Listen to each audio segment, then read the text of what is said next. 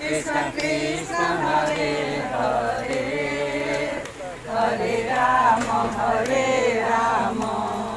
पवित्र श्री रामनवमी मर्यादा पुरुषोत्तम श्री रामଙ୍କ जन्मदिन ଏହି ଉତ୍ସବକୁ ସାରା ଭାରତ ବର୍ଷରେ ବଡ଼ ଧୁମଧାମରେ ପାଳନ କରାଯାଇଛି। ଗାଁଠୁ ସହର ଯେଉଁଠି ବି ପ୍ରଭୁ ଶ୍ରୀରାମଙ୍କ ମନ୍ଦିର ଅଛି ସବୁଠାରେ ଶ୍ରଦ୍ଧାଳୁଙ୍କର ଭିଡ଼ ଦେଖିବାକୁ ମିଳିଥିଲା। ସେହିପରି ପିତାପଲ୍ଲୀ ଅଞ୍ଚଳର ହରିଡ଼ାମଡ଼ା ଗ୍ରାମରେ ଥିବା ଶ୍ରୀ ଶ୍ରୀ ଶ୍ରୀ ରଘୁନାଥ କ୍ଷେତ୍ର ପଞ୍ଚବଟୀ ଉତ୍ସବ ମୁଖରିତ ହୋଇ ଉଠିଛି, ଯାହାକୁ ନେଇ ଆଜି ସକାଳଠାରୁ ଚାଲିଛି ମଣ୍ଡପରେ ଶ୍ରଦ୍ଧାଳୁଙ୍କ ଆଗମନ। ସକାଳୁ ଶହ ଶହ ଶ୍ରଦ୍ଧାଳୁ ହାତରେ ପୂଜା ସାମଗ୍ରୀ ଏବଂ ଭୋଗ ଡାଲା ଧରି ପୂଜା ନିମନ୍ତେ ଧାଡ଼ିରେ ଛିଡ଼ା ହୋଇଛନ୍ତି। ପ୍ରଭୁଙ୍କର ଏହି ଜନ୍ମଦିନ ଓ ଶ୍ରୀରାମ ନବମୀରେ ପ୍ରଭୁଙ୍କର ଏହି ଉତ୍ସବକୁ ଜୟ ଶ୍ରୀରାମ ଧ୍ୱନିରେ ପରିସର ଆହୁରି ଉତ୍ସବ ମୁଖରିତ କରୁଥିଲା।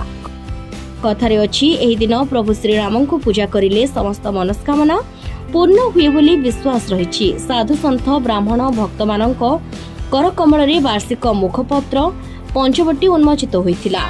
ଆଶ୍ରମର ଆମ୍ରକୁଞ୍ଜ ତଳେ ସମସ୍ତ ଭକ୍ତମାନଙ୍କୁ ପ୍ରସାଦ ବିତରଣ କରାଯାଇଥିଲା।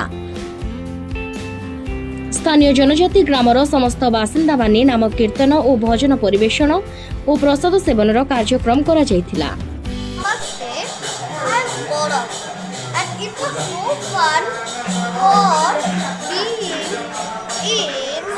This temple, Ram again Raman, because Ram God is stronger than demon, and God creates all, and without God, nothing will survive. Namaste. नमस्कार नमस्कार। ଆପଣମାନଙ୍କ ବିକି ମିଶ୍ର ଆଜି ପବିତ୍ର ରାମନବମୀ ହିସାବରେ ପ୍ରଭୁଙ୍କ ଦର୍ଶନ ପାଇଁ ମନ୍ଦିରକୁ ଆସିଛି। ଭାରି ଭଲ ଲାଗିଲା ଆସିକି।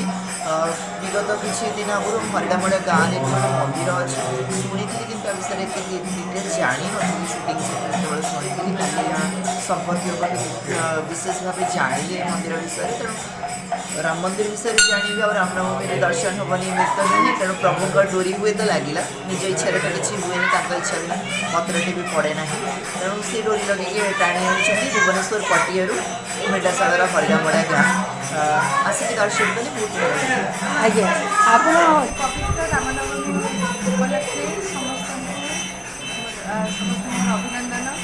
ପ୍ରଭୁ ଶ୍ରୀ ରାମଚନ୍ଦ୍ରଙ୍କ ଚରଣରେ ମୋର ପ୍ରଣିପାତ। ସମସ୍ତଙ୍କୁ ଆମେ ଶାନ୍ତି ସୁଖ ଆଉ ସମୃଦ୍ଧିର ସହିତ ରହିବା, ଯେମିତି ଆମ ଭାରତବର୍ଷରେ ରାମ ରାଜ୍ୟର ପ୍ରତିଷ୍ଠା ହେବ। राम जय राम जय जय राम जुगे जुगे भगवान अवतार ग्रहण करथुनाथी शरथ कौशल्यांकर तपस्या फल भगवान श्रीराम अवतार नहीं आज मध्याह्न श्रीराम नवमी पवित्र तिथि पंचवटी क्षेत्र श्रद्धेय सदाशिव मिश्र धर्मपत्नी संजीता मिश्र दिव्य दंपति गुरुदेव स्वामी शिवानंद महाराज स्वामी चिदानंद महाराज आश्रित से यही पीठरे पंचवटी क्षेत्र के आरंभ कर वर्ष को वर्ष एक महोत्सव कर अंचल आदिवासी भक्त मानकर समावेश भुवनेश्वर महानगरी विशिष्ट विद्वज्जनकर उपस्थिति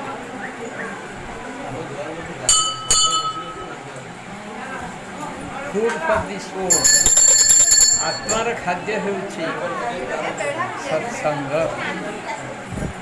प्रभुंकर कृपा 2012 मसीह जनमानसर धार्मिक सेवा कर संगे संगे शारीरिक सेवा दूसरे कारण गोटे चैरिटेबल ट्रस्ट रेजिट्रेसन होती 2014 मसीह आम मुख्य लक्ष्य लोक शरीर सुस्थ रहा सहित भगवत आसीन हे आम धर्मर परंपरा रहा आम काम्य आज पवित्र श्री राम महोत्सव अनेक भक्त जमाबंदी साधु सन्थ मैंने आसती समस्त ସମସ୍ତଙ୍କୁ ଆମେ ଅନୁଷ୍ଠାନ ତରଫରୁ ଗୋଟେ ଆଧ୍ୟାତ୍ମିକ ପତ୍ରିକା ପ୍ରଦାନ କରୁ ଆଉ ବିଜୟ ମହାମନ୍ତ୍ର ମଧ୍ୟ ଜପ କରାଯାଏ ତା ସହିତ ଭଗବାନଙ୍କର ଆରତୀ ପୁଷ୍ପାଞ୍ଜଳି ଆଉ ସଭା କିଛି ବଡ଼